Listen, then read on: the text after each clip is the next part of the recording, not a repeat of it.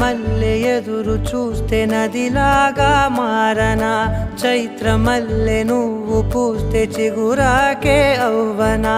నన్నే వరించే యువరాజును అంట నీ యువరాణి పదవి